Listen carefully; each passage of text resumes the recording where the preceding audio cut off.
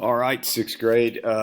Today, pretty simple. We're going to take all the items that we purchased, or I'm sorry, all the items that we put on our grocery list yesterday, all the things that you're going to eat throughout the week, also those bold items that I put in, the toiletries, the toilet papers, and toothpaste, all those things. We're going to go find them on the internet at an online grocery store, and then we have to put the price of them in here, and we'll total this up. As you type your prices in, make sure you put them in as negative numbers. That's negative numbers for the things that we buy.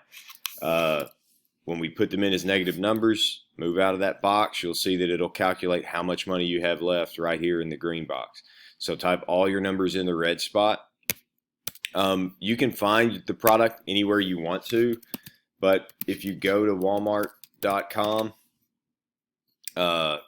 obviously we know about Walmart. So you can find your products here. And as you find those products, sometimes it won't show the price right whenever you first look at it. You'll have to click on it. Here, a bag of 3D Crunch Chili Cheese Nacho flavored corn snacks.